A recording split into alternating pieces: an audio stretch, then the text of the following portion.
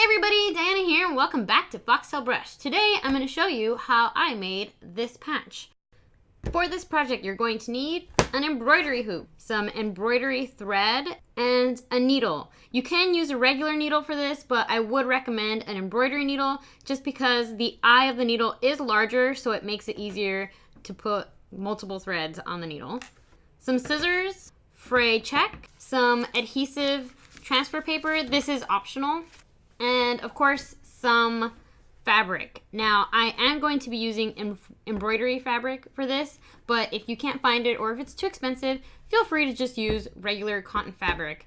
The one thing I do know is cotton fabric, of course, comes in more colors. So if you're doing a project like I did this one that has a large background color, then this fabric would be perfect because if I did miss some stitches or if it wasn't perfectly covered and even, then the same color would shine through, you know, the missed stitch and it wouldn't look so jarring. As opposed to if I did it on a white fabric and if I skipped a stitch or something didn't overlap correctly, then there'd be white poking through. So that's something to keep in mind.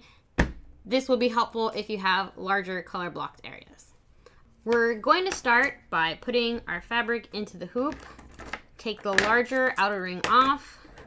Lay your fabric onto the smaller hoop and then use the larger hoop, just kind of squeeze the fabric on in place. I'm going to tighten this a little bit. And you do want to tighten this so that the fabric is like, you know, just nice and taut, but you don't want to over tighten it. You do want it to have a little bit of a bounce. I've done it in the past where I just kept stretching and stretching and stretching and did my embroidery, and when I took it off the hoop, it just shrunk on itself because I had it so tight, you know, pulled taut on the hoop that when I let it go, even with embroidery on it, it just, you know, the fabric springs back in on itself. So like I said, make sure it's nice and taut, but there is a little bit of a give. I don't know if you guys can see that. Just, there you go. All right, and once we have it to our desired stretchiness, just make sure this is nice and tight so it doesn't loosen up on us while we're stitching. I have my pattern printed out on a piece of paper and I can see through the fabric and I will be able to trace the pattern onto the piece of fabric. Now, if your pattern is, let's say, not contrast enough like mine is, or if there's a lot more detail and it's making it difficult to see, one tip I have is you can tape this up to a window and essentially make yourself a light box, so the light shining through will make it a lot easier to see your pattern. Or if you have a phone, you can have the pattern on your phone and trace it off of your phone as well. The screen will be bright enough that it will help you see everything through there. So those are a couple tips if you're having issues seeing your pattern. But I'm going to just right now trace this onto my fabric. So for this, I only have two colors. So I'm going to be taking my red color first, and I'm going to pull out a nice piece of thread. Now, I'm going to give you a big tip, which it's one of those things where I give myself very good advice, but I seldom often follow it. Don't take a long piece of thread. When you're stitching, sometimes the thread might get tangled underneath in the back. So my recommendation is slow and steady wins the race. Shorter pieces are perfectly fine to use. Yes, you will have to rethread probably, but really it's a lot less frustrating than having to untangle knots in the back of your project. Now for this thread, you can see there are multiple strands. You want to separate the strands. If you leave the thread as such, a big chunky piece, it's going to look big and chunky on your patch. It's going to look bulky, not as nice and refined. So what you're going to want to do is separate out as many strands as you want. I prefer 2 strands at a time. I just feel that it looks nicer, it fills in a good amount of space, and it just stays flat. Now, you might want to do 3 strands or 4 strands. You might even want to do 1 strand at a time. Now, that is pro status right there. I do not have the patience for that because you are going to have to stitch a lot to fill in all that space. So, like I said, I prefer 2 strands, but you might want to just test out on a corner of your project and see what looks best and what will work with your project. Now I have my 2 strands pulled out and I've already threaded them through the needle. All right, I'm going to start by tracing the outline of where I want this color.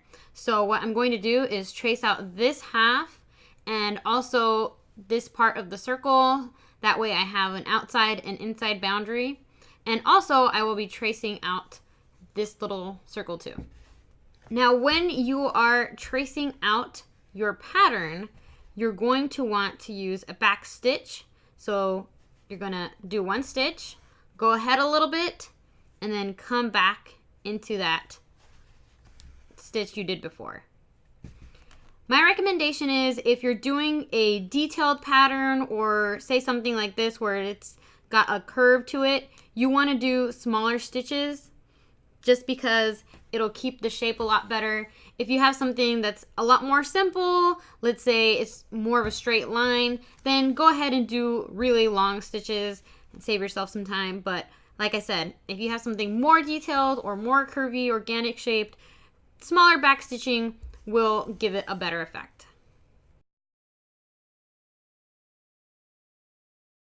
Now that I finished doing the outline on my pattern, I'm going to start filling in this solid red area here.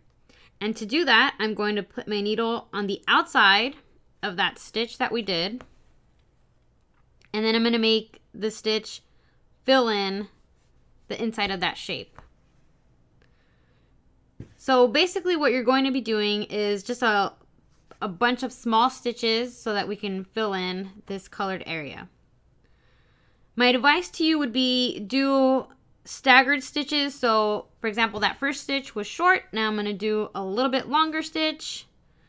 The next one, I'll go back to doing a shorter stitch, and you want to stagger the stitch lengths, and that will really help to blend in the stitches.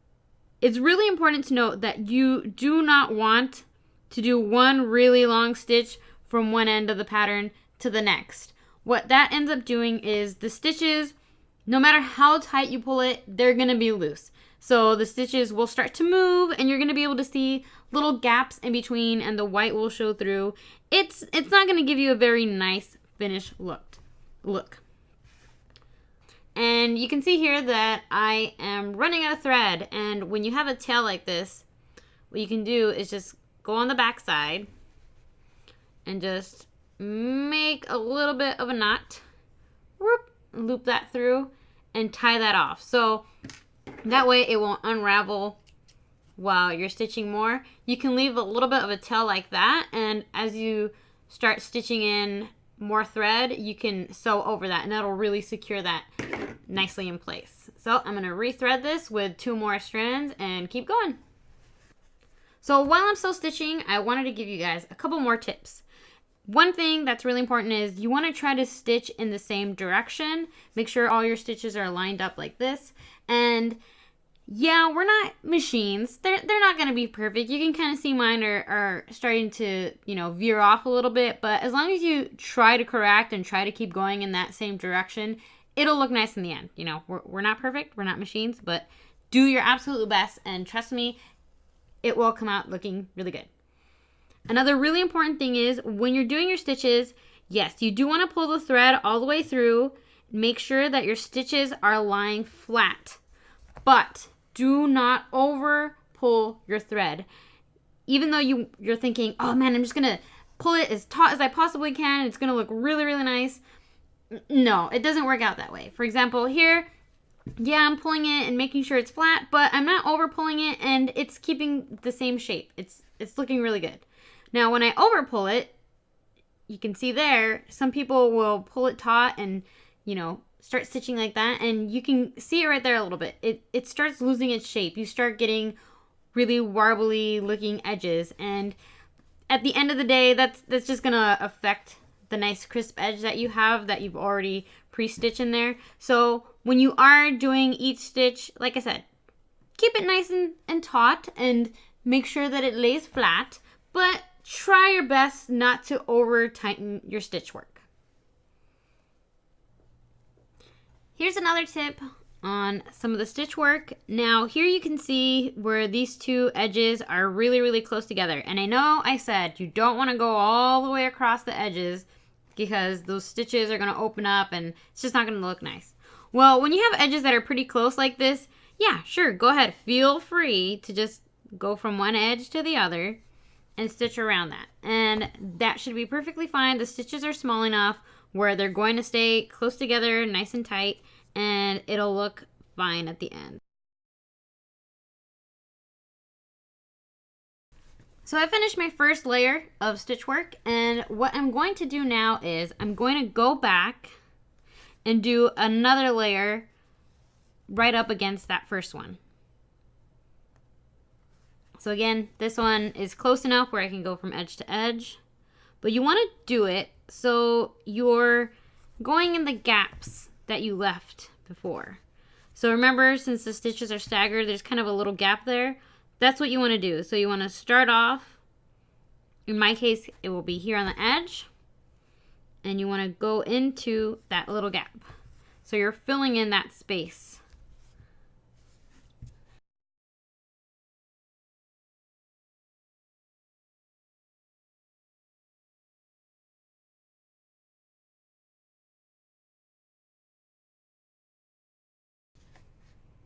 Now let's say you're going through your work and you see maybe when you line things up there's still a gap. That's perfectly fine. You can just go back and add an extra stitch in there. Like I said, we're human, we're not perfect, so just try to do the best you can and fill it in the best you can. So to fill in the whole area, we're just going to continue doing these staggered stitches and just do complete rows all the way across, back and forth. So once we finish doing this row all the way to the end, we're going to start the next row and stagger stitch all the way back to the other end and keep doing that back and forth till the entire area is full. So I finished up all the stitching. I did the same thing on the white side that I did with the red, just went around doing an outline and then filling everything in, trying to keep everything in the same direction. And yeah, I think it came out looking pretty good. Now, you will notice if you do have a color that's different from the underneath fabric that it does show a little bit. Really, you don't have to worry about that. Even with machine embroidery, there will be some fabric showing underneath. So yeah, don't worry, it's not going to look 100% perfect, and that is perfectly fine. Now, once you have all of this done, you're going to take your fray check, and it's basically a glue. And what this is going to do is when you cut out your pattern, it's going to make sure that if you accidentally do cut any of the strings, then you know what? It's still going to hold together because all the strings and things are glued together. Wow, that was really repetitive, Diana. But yes, basically you're just gluing in all the little threads and edges. So when you do cut out your patch, it's, going to come out perfectly fine. And just in case you're worried that the color of the thread does change color a little tiny bit when you put the fray check, it gets a little bit darker. Don't worry, once it dries, it will dry perfectly nice and clear. So it's not gonna make anything look any darker or lighter. It's gonna dry off looking the same as when you started. The fray check has completely dried and you can't even tell you used it. Now, if you wanted to make this a sew-on patch, you're practically done here. All you have to do is cut the patch out, maybe put a little border on the edge, and it's done. And you can just sew it onto whatever you like. But if you want to make this an iron-on patch like I do, what you're going to have to do is take your glue transfer paper and flip your patch over so you can see the back. And with the glue side facing down, lay it right on your patch. And you want to make sure that it's big enough to cover the entire back of this patch. So I'm going to go transfer this glue onto this puppy. Not a real puppy. You know what I mean. I've ironed on the glue backing, and it's really important before you peel the paper off, you have to make sure it is 100% cooled. That's going to ensure that the glue sticks to the fabric and it won't come peel back off with the paper. So, see? And now you have an adhesive patch. And I'm going to flip it over so I can see what I'm doing better and start cutting it out. I want to leave a little bit of a border on this just because I want to sew an edge around the entire patch. I've cut the patch out, and this is where you can see the fray check really helps. It keeps the fabric and the edges all nice and clean and together, as opposed to the fabric starting to fray and just kind of look messy. Unless that's what you're going for, then by all means, go ahead. But I don't want to have this frayed edge. I want to keep it nice and clean so I can start sewing my border. So I've threaded some more of the red, and what I'm going to do is just sew all the way around the edge of the patch. So basically anything that's fabric will be covered.